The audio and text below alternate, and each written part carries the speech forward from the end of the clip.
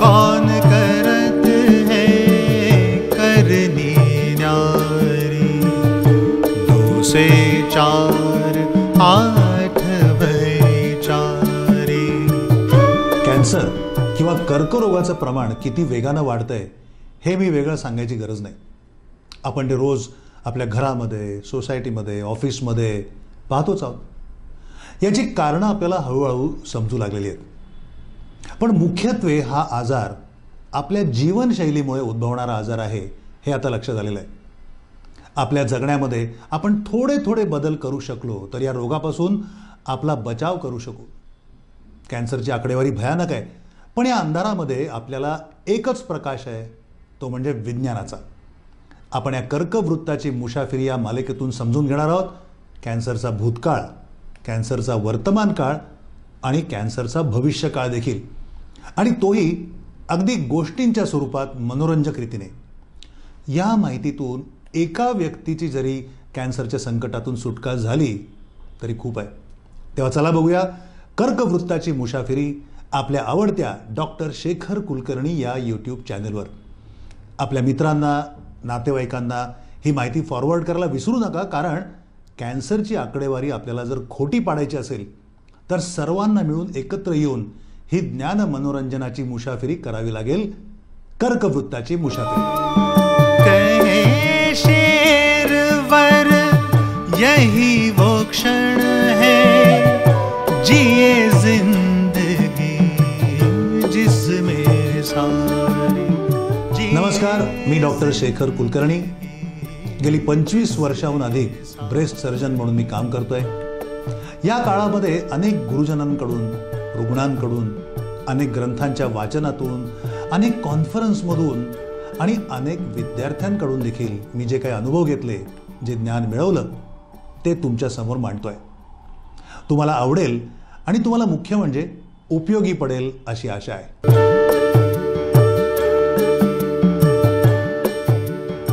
दुसऱ्या महायुद्धानंतर साऱ्या जगाची उलथापालथ झाली, तशीच वैद्यकीय क्षेत्राची झाली. समुद्र मंथनातून विष बाहेर यावं आणि अमृतही तसंच काहीसं झालं. अनेक उपयुक्त शोध लागले, नव्या नव्या उपचार पद्धती विकसित झाल्या, तपासण्याची नवी तंत्र विकसित झाली, नवी औषधं सापडली आणि मानव जातीवर खरोखरच अनंत उपकार झाले. पण त्याचसोबत युद्धातून काही भयंकर प्रयोगही उघडकीला आले. विशेषतः नाझी जर्मन शास्त्रज्ञांनी ज्यू लोकांवर केलेले प्रयोग हे माणुसकीला काळिमा फासणारे ठरले. केवळ उत्कृष्ट असा मानववंश जगू द्यायचा आणि निकृष्ट मानव जातीचा निपात करायचा या प्रेरणेतून केले गेलेले हे जनुकशास्त्रातले, जेनेटिक्समधले प्रयोग इतके भयानक होते की त्यांची वर्णनं वाचूनही अंगावर काटा येतो. महायुद्ध संपलं, जर्मनीचा पराभव झाला आणि मग दोस्त राष्ट्रांनी जर्मन अधिकाऱ्यांवर खटला भरला. न्यूरेनबर्ग ट्रायल या नावाने तो खटला प्रसिद्ध आहे. लष्करी अधिकाऱ्यांबरोबरच नाझी डॉक्टर्सवर देखील खटले भरले गेले. मानव जातीच्या उद्धाराकरता का असेना किंवा वैद्यकशास्त्राच्या प्रगतीकरता का असेना, माणसांनी माणसावर असे प्रयोग करावेत का याबद्दल चर्चा झाली. नव्या औषधांचे प्रयोग प्राण्यांवर करून बघण्याची परंपरा शास्त्रामध्ये बराच काळ आहे. पण एखाद्या औषधाचा प्राण्यांवर होणारा परिणाम आणि मनुष्यावर होणारा परिणाम हा वेगवेगळा असू शकतो, हेही सर्वांना माहिती आहे. यावर तोडगा काय तर चक्क माणसावर प्रयोग करणं. उत्तर सोपं असलं तरी प्रत्यक्ष हे करणं अवघड आहे. उघड आहे, कोण माणूस असा जाणून बुजून स्वतःवर प्रयोग करू देईल आणि स्वतःचा जीव धोक्यात घालेल. नाझी डॉक्टरांनी यावर सोपा उपाय काढला होता. त्यांच्या दृष्टीने ज्यू ही जमात हीन होती, नष्ट करून टाकण्याच्या लायकीची होती, म्हणून त्यांच्यावर वाटेल ते अमानवी प्रयोग करायला त्यानं सुरुवात केली. यूजेनिक्स या नावानं कुप्रसिद्ध असलेल्या एका चळवळीचा उगमही इथलाच. हे प्रयोग उघडकीला आले, जगाला समजले, तेव्हा त्यातलं क्रौर्य बघून सारं जग सुन्न झालं. हे पुन्हा होऊ नये म्हणून न्यूरेनबर्ग ट्रायलमधूनच मग न्यूरेनबर्ग कोडचा जन्म झाला. यापुढे जगात कोणालाही कुठल्याही मानवावर प्रयोग करून बघायचा असेल तर या कोडमधली तत्त्व पाळली गेलीच पाहिजेत असा ठराव करण्यात आला. आजही सर्व प्रयोगांमध्ये हा कोड पाळला जातो. कॅन्सरच्या क्षेत्रामध्ये प्रयोगांना खूप महत्त्व आहे. प्राण्यांवर काय किंवा माणसांवर काय असे अनेक प्रयोग आजही चालू आहेत. औषध कंपन्या एखादं नवीन औषध तयार करतात, त्यासाठी कोट्यवधी रुपये खर्च करतात. मग त्या औषधाचे प्रयोग आधी प्राण्यांवर आणि मग माणसांवर केले जातात. या प्रयोगांवर पुन्हा कोट्यवधी रुपये खर्च होतात. खूप परिश्रम, खूप वेळ आणि प्रचंड पैसा एवढा खर्च केल्यानंतर या प्रयोगांचे निष्कर्ष तपासले जातात. काही औषधं पास होतात, पण कित्येक औषधं नापास होतात. मग तो सारा खर्च पाण्यात जातो. कंपनी पुन्हा नव्या औषधांकडे वळते. पुन्हा नवीन चाचण्या, नवीन प्रयोग, हे चक्र चालू राहतं. मी माझ्या पेशंटनाही कधीकधी अशा प्रयोगांमध्ये भाग घेण्याची विनंती करतो. बहुतेक रुग्णांची पहिली प्रतिक्रिया असते, माझ्यावर प्रयोग शक्य नाही, मला काही प्रयोगशाळेतला उंदीर समजलात की काय, अशीच काहीतरी तीव्र असते. त्यात चूक काहीच नसतं. मग मी त्यांना सांगतो, ठीक आहे, तुम्हाला नेहमीचं जुनं औषध देऊया, तुमच्या मताचा आम्ही जरूर आदर करू, पण एक लक्षात घ्या, आज हे जुनं औषध आपण वापरतो, घेणार आहोत, ते एकेकाळी नवीन होतं, त्याच्यावर प्रयोग केले गेले. तुमच्यासारख्याच कित्येक रुग्णांनी त्यावेळेस स्वतःवर प्रयोग करून घ्यायला हो म्हणलं, स्वतःचे प्राण पणाला लावले असंही म्हणता येईल. नशिबानं औषध यशस्वी झालं, त्यांनाही फायदा झाला आणि त्यांच्या मागून येणाऱ्या तुमच्यासारख्या अनेक पिढ्यांचा फायदा झाला. त्यांनी पहिल्यांदाच प्रयोगाला नाही म्हणलं असतं तर. यावर थोडं थांबून त्या विचारतात की पण काही बरं वाईट झालं तर. मी म्हणतो, धोका तर जगातल्या जवळपास प्रत्येक कृतीत असतो. फुटपाथवरनं चालतानाही धोका असतो.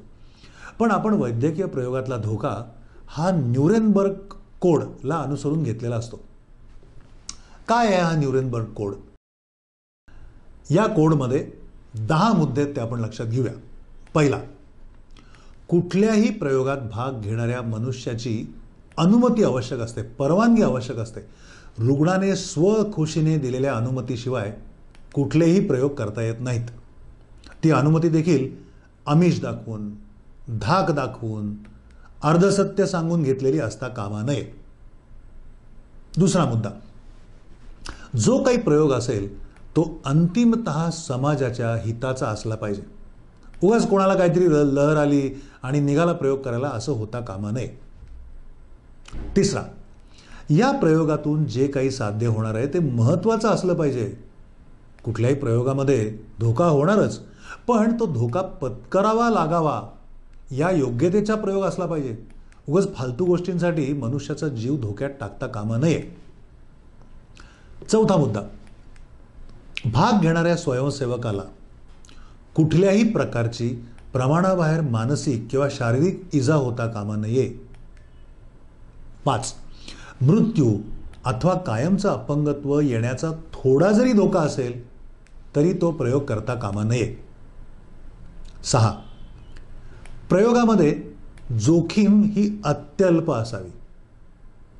7, सहभागी व्यक्तींना त्यांच्या संरक्षणाची पुरेपूर काळजी घेतलेली गेलेली आहे हे सांगितलेलं असावं आणि ती घेतली गेलेली असली पाहिजे.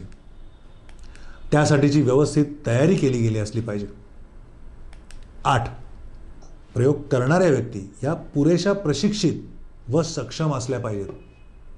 9, सहभागी व्यक्तीला, पार्टिसिपंटला वाटलं तर कुठल्याही क्षणी प्रयोगातून बाहेर पडण्याची मुभा असली पाहिजे.